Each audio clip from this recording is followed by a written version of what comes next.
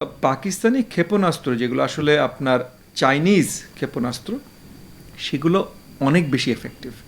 এই ছোট্ট কারণ চায়নার একটা জিনিস ছিল, গত 40-50 বছরে চায়না অ্যাক্টিভলি কোথাও যুদ্ধ করে নাই। সো চায়নার আর্মি কত শক্তিশালী এবং চায়নার ক্ষেপণাস্ত্র কত শক্তিশালী এইটা বিশ্ব দেখার খুব বড় সুযোগ পায় নাই।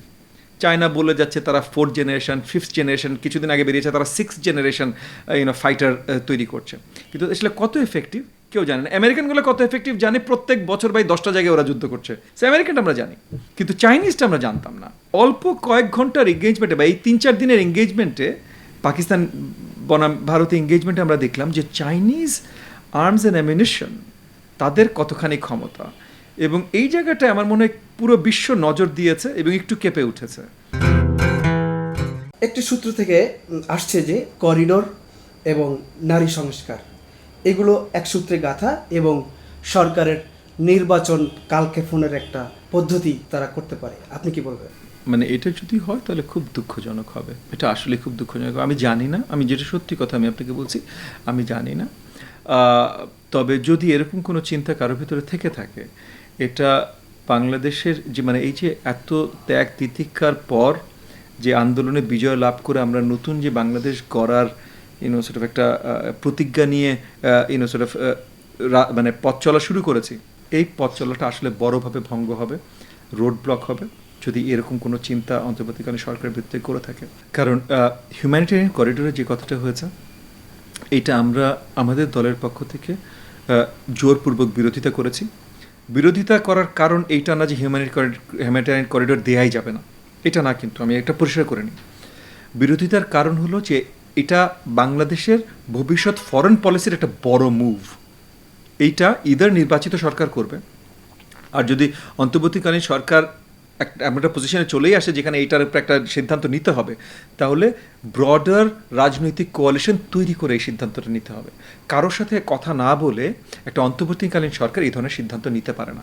সো আমাদের দলের পজিশন, আমরা একবারও বলছি না যে হিউম্যানিটেরিয়ান করিডোর দেওয়া যাবে না, বাট আমরা বলছি ইদার নির্বাচিত সরকার বা সবার সাথে আলোচনা সাপেক্ষে এই রিলেটেড কোনো একটা ডিসিশনে আসা যায়। সো এই সময়টায় এইটা নিয়ে বড় আলোচনা আসলেই দুঃখজনক। আমার মনে হয় সরকারের এই দিকে যাওয়া উচিত।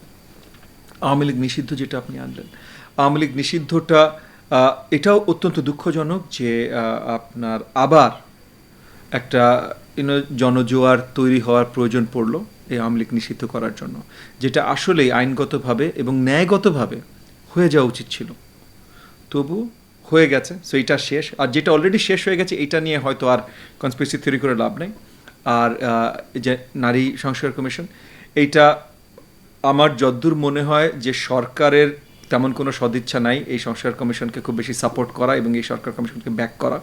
না হলে এই সংস্কার কমিশনের বিরুদ্ধে যখন, যেটা আমি আপনাকে বললাম যে ভাই প্রপোজাল, ভাই শুনলাম না, এটা আমাদের ইচ্ছা, কিন্তু কমিশনটা করা যাবে না, এইটা নিয়ে যখন বিশাল আকারে একটা কিছু রাজনৈতিক দল মুভমেন্ট নামালো, তখন আমরা দেখলাম সরকার একদম নিশ্চুপ ছিল। সরকার নিশ্চুপ থাকা মানেই সরকারের আসলে আর এই নারী কমিশনের জন্য কোনো সাপোর্ট নেই, যেটা আমি মনে করি অত্যন্ত দুঃখজনক। এগেন, নারী কমিশনের ম্যাক্সিমাম প্রপোজালের সাথে বা অনেক প্রপোজালের সাথে হয়তো আমরা একমত ছিলাম না, বাট আমরা একমত না থাকা আর তাদের কমিশন করার অধিকার না থাকে, এই দুটো পুরোপুরি ভিন্ন জিনিস পাই। এবং এখানে আমি সরকারকেও দোষারোপ করব যে আপনাদের যদি সেই সাহস মনোবলটা থাকে, এবং এটা আমি সাধুবাদ জানি, নারী কমিশনের দরকার ছিল, আপনাদের যদি সেই সাহস মনোবলটা থাকে এরকম একটা কমিশন ফর্ম করার, তাহলে এতখানি সাহস আপনাদের দেখাতে পারা উচিত যে এই সংস্কারকে যদি কেউ আক্রমণ করে সেটা আক্রমণের বিরোধিতা করে সংস্কারের পাশে দাঁড়ানো। এগেন, এটা প্রপোজাল, অন্য কোনো কমিশনের সব প্রপোজাল কিন্তু আমরা মানছি না, তো নারী কমিশনের প্রপোজাল কেন মানবো? কিন্তু প্রপোজাল দেওয়ার অধিকার নাই, এটা অত্যন্ত দুঃখজনক। সো সরকার হয়তো তাদের দুর্বলতা দেখাচ্ছে, আমি ঠিক শিওর না, হ্যাঁ, এবং এই দুর্বলতার মাঝেই হয়তো আরও একটা প্রেক্ষাপট তৈরি করছে যেখানে পরিষ্কার হচ্ছে যে তারা শীঘ্রই নির্বাচন না দিলে দেশ অনেক ধরনের সংকটের সম্মুখীন হতে পারে। এগুলো মিলিতভাবে আমার মনে হয় যে নির্বাচনে তারা কালক্ষেপণ করছে কিনা, এগেন অন্য জিনিস থেকে আসতে পারে। এই তিনটা থেকে আমার কাছে মনে হচ্ছে না নির্বাচনের কালক্ষেপণ, এই তিনটা থেকে আমার যেটা মনে হচ্ছে যে তারা যদি নির্বাচনে কালক্ষেপণ করে, যেটা আলাদাভাবে আমার কাছে মনে হচ্ছে, এটা আমি একটু পরে আপনাকে ব্যাখ্যা দিচ্ছি কেন, বাট তারা যদি নির্বাচন একটু অ্যাড করে দিই এর সঙ্গে।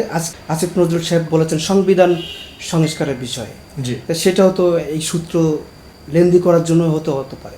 হ্যাঁ, না না না, মানে মনে করেন সংবিধান সংস্কারের যে জায়গাটা এসেছে, আমরা সিম্পল ভাই, এবং এটা কিন্তু আপনার সংবিধান সংস্কার কমিশন এটা বলেছে যে সিম্পল, মানে নির্বাচনের পর নির্বাচিত পার্লামেন্ট অ্যামেন্ডমেন্ট করবে, এবং নির্বাচিত পার্লামেন্ট কি অ্যামেন্ডমেন্ট করবে এইটা আমরা এই যে এখন যে কনসেনসাসে চলে আসছি ওই ঐক্যমত কমিশনের এইখানে নির্ধারিত থাকবে, এবং এই ঐক্যমত কমিশনের যে নির্ধারিত যে আপনার অ্যামেন্ডমেন্টগুলো বা যে কাজগুলো করার, হ্যাঁ, যে সংস্কারগুলো করার, সেটা লিপিবদ্ধ করে আমরা একটা জুলাই সনদ তৈরি করব।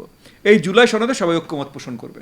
সো এই লিপিবদ্ধ কিন্তু অলরেডি হয়ে গেছে, মানে ঐক্যমত কমিশনের মোটামুটি সবার সাথেই আলোচনা শেষ। সো এখন জাস্ট তাদের রিপোর্ট দেওয়া বাকি। রিপোর্টটা দিলে এই যে সবাই এইটাতে ঐক্যমত হয়েছে, তখন এটা লিপিবদ্ধ করে, ওইটাই লিপিবদ্ধ, কারণ লিখিত আকারে আসছে, ওইটাই লিপিবদ্ধ। এখন এইটাকে সবাই একসাথে করে বলো এইটা জুলাই সনদ। এটা করতে কয়দিন লাগে ভাই? 1 সপ্তাহ, 1 মাস। জুলাই সনদ হয়ে গেল, এখন দাও নির্বাচন। সো নির্বাচন খুব তাড়াতাড়ি দেওয়া যায়। প্রবলেমটা হলো যে নির্বাচন দেওয়ার কথা তারা বলছেন না, তারা ডিসেম্বর জুন বলছেন, এবং তারা, আমি এমনও শুনেছি, এগেন মানে আমি ঠিক নির্ভরযোগ্য সূত্র থেকে শুনেছি এটা বলবো না, তবে কার্যকরী সূত্র থেকে শুনেছি, মানে যারা এইসব কাজগুলো করেন এইসব লোকজনের কাছ থেকে শুনেছি যে এমন কিছু ইনস্ট্রাকশন তো সরকারের কাছ থেকে গেছে যে আগামী বছর রোজার ঈদের পর নির্বাচনের প্রস্তুতি নেওয়ার জন্য। তো আগামী বছর রোজার ঈদের পর কেন নির্বাচন যাবে? এত দূরে আমরা কেন নিয়ে যাব নির্বাচন? এটা একটা কারণ থাকতে হবে তো ভাই। হ্যাঁ, মানে জুলাই সনদ যদি হয়ে যায় ভাই আর 1 মাসের ভেতরে, নির্বাচনের জন্য সব দল রেডি, মানে তৈয়ারি আর কি, তারা তৈয়ারি করা শুরু করে দিয়েছে। হ্যাঁ, এবং নির্বাচন কমিশন পরিষ্কার, তারা অক্টোবর নভেম্বর থেকে, মানে অক্টোবর থেকে নির্বাচনের জন্য ফুললি তৈরি থাকবে যদি সরকার তাদেরকে তৈয়ারি করতে বলে। তো তাহলে আমরা কেন দেরি করব? এবং এই যে প্রত্যেকটা স্টেপ যতগুলো বললেন, এই যে আপনি করিডোরের কথা বলেন, আপনি আওয়ামী লীগ নিষিদ্ধ করার কথা বলেন, এই প্রত্যেকটা নারী সংস্কার কমিশনের নিয়ে যে সংবিধান, প্রত্যেকটা জায়গায় আমরা আরও বেশি ঘোলাটে তৈরি হচ্ছে। ঘোলাটে তৈরি হওয়া মানে সরকারের দুর্বলতা পরিষ্কার হওয়া। সরকারের দুর্বলতা যত বেশি পরিষ্কার হবে, সব জায়গায় অরাজকতা ততই বাড়বে, কিন্তু কমবে না। দেশটাকে আমাদের শান্তির পথে নিয়ে যেতে হবে। যত অরাজকতা বাড়বে তত আমরা অশান্তির পথে যাব ভাই। সো তারা নির্বাচনে কালক্ষেপণ করতে হয়তো চেষ্টা করছে, কিন্তু তারা এমন একটা জায়গা তৈরি করছে যেখানে নির্বাচন আসলে তাড়াতাড়ি না দিলে আমরা বিশাল সমস্যায় পড়ব। সো এই জায়গাগুলোতে সরকারের নজর দেয়া অত্যন্ত গুরুত্বপূর্ণ। এবং আমি সত্যি কথা বলি আপনাকে যে একটা পর্যায়ে যে আমাদের আর কোনো উপায় থাকবে না। আমরা অন্তর্বর্তীকালীন সরকারটা বসিয়েছি জুলাই মাসের 19 তারিখ থেকে। আমি দৌড়াদৌড়ি করেছি, আমি একা না, কিন্তু আমি দৌড়াদৌড়ি করেছি জুলাইয়ের 19 তারিখ, যখন গোলাগুলি চলছে, মানে আমাদের নিজেদের জীবনে নিরাপত্তা নেই, তখন থেকে আমি দৌড়াদৌড়ি শুরু করেছি। পার্সোনালি বলছি, আমাদের মাননীয় প্রধান উপদেষ্টা ডক্টর মোহাম্মদ ইউনূসকে আমাদের এই জায়গায় নিয়ে আসার জন্য, কারণ আমি জানি এই সরকার, তখনই জানি এই সরকার আর থাকবে না। তো এত কিছু করার পর এই সরকার, আমি মনে করি আমাদের সরকার, এই আমাদের সরকারের বিরুদ্ধে কোনো কারণে আমরা আন্দোলনে নামবো, এটা আমার চিন্তা করতে খুব অবাক লাগে। কিন্তু যেটা সত্যি কথা ভাই, 10-15 বছর আন্দোলন করেছি জানের বাজি রেখে এই দেশ, এই গণতন্ত্র উদ্ধার করার জন্য। আজকে কোনো কারণে যদি দেখি যে সেটা আবার একটা আশঙ্কার সম্মুখীন হচ্ছে, তখন অন্যদিকে কে আছে এটা দেখবো না ভাই, আবার প্রয়োজনে আন্দোলনে নামবো। যুদ্ধবিরতি ঘোষণার পরও ভারতীয় বিমান বাহিনীর থেকে আসছে যে যুদ্ধ এখনো অব্যাহত রয়েছে, তাহলে কি ঘটতে যাচ্ছে? দেখেন, গত কয়েক ঘন্টা আমি এই নিউজটা ফলো আপ করতে পারিনি, তবে মানে আজকে সকাল পর্যন্ত যা জানি যে গতকাল রাত থেকে আজকে ভোরের ভেতরে আমেরিকান মানে যুক্তরাষ্ট্রের প্রেসিডেন্ট মহোদয় ক্রেডিট নিয়েছেন, উনি একটা সিজ ফায়ার করেছেন। পাকিস্তান ফরেন মিনিস্ট্রি থেকে বলা হয়েছে সিজ ফায়ার, ইন্ডিয়ান সাইড থেকে বলা হচ্ছে সিজ ফায়ার। তারপর গতকাল রাতে হঠাৎ দেখলাম যে ভারতীয় নিউজ সোর্স থেকে বলা হচ্ছে পাকিস্তান আবার আক্রমণ করা শুরু করেছে। আজকে সকালে লাস্ট দেখেছি পাকিস্তান ফরেন মিনিস্ট্রি থেকে এখনও বলে যাচ্ছে যে পাকিস্তান সিজ ফায়ার হোল্ড করছে, তারা আক্রমণ করছে না। কিন্তু ভারত খুব পরিষ্কারভাবে বলছে, এবং তারা বলেছে যে তাদের অনেক জায়গায় আপনার মিসাইল বা এ ধরনের ক্ষেপণাস্ত্র দিয়ে আক্রমণ হয়েছে। সো এটা পরিষ্কার আমি বুঝতে পারছি না আসলে যে সত্যি কথা, মানে যুক্তরাষ্ট্রের একটা সিজ ফায়ারের তাদের ইন্টারভিন করে আলোচনা শুরু করে একটা সিজ ফায়ার নিয়ে আসার পর হঠাৎ করে পাকিস্তান আর্ম ফোর্সেস আবার আক্রমণ করবে, এটা ঠিক বিশ্বাসযোগ্য আমার কাছে মনে হচ্ছে না।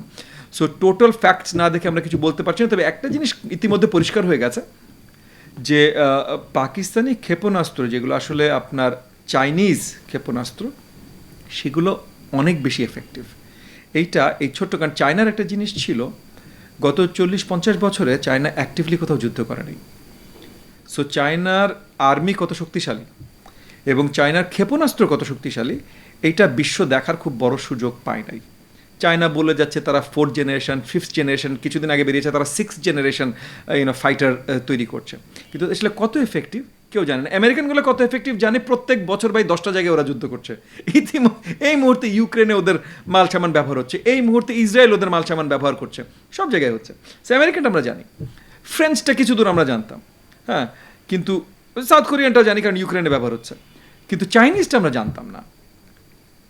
এই অল্প কয়েক ঘন্টার এঙ্গেজমেন্টে বা এই 3-4 দিনের এঙ্গেজমেন্টে, পাকিস্তান বনাম ভারতীয় এঙ্গেজমেন্টে আমরা দেখলাম যে চাইনিজ আর্মস অ্যান্ড অ্যামিনিশন তাদের কতখানি ক্ষমতা, এবং এই জায়গাটায় আমার মনে হয় পুরো বিশ্ব নজর দিয়েছে এবং একটু কেঁপে উঠেছে। একই সাথে চায়নার বিশাল লাভ হয়েছে যে চায়নার আর্মস ইন্ডাস্ট্রির সেল ভলিউম এখন অনেক বেড়ে যাবে, অনেকেই তাদের সাথে যোগাযোগ করা শুরু করবে।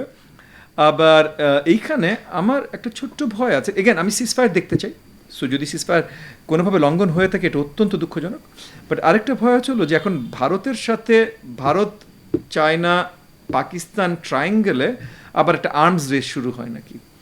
তো আমরা আসলে শান্তি দেখতে চাই, এবং আমি বিশ্বাস করি যে ওভারঅল ভারতীয় সরকার বলেন, চাইনিজ সরকার যে শান্তি দেখতে চায় এটার পরিষ্কার প্রমাণ হলো গত 50 বছর ওরা কোনো যুদ্ধে নাই, এখনও কিন্তু ওরা কোনো যুদ্ধে নাই। মানে চায়না যে তাইওয়ানকে আক্রমণ করবে এটা কিন্তু শুধু আমেরিকাই বলছে, চায়না কিন্তু আক্রমণ করে নাই ভাই, হ্যাঁ। কিন্তু সো চায়না পিস চায়, এটা পরিষ্কার। বাট আমি আশা রাখবো যে আমাদের প্রতিবেশী দুইটা নিউক্লিয়ার পাওয়ার ভারত এবং পাকিস্তান, আমি আশা রাখবো তারাও যেন শান্তির পথে হাঁটে, এই সিজফায়ারটা যেন আসলে শক্তভাবে পালন হয়, এটা দেখতে চাই এবং এটার জন্য দোয়া রাখি।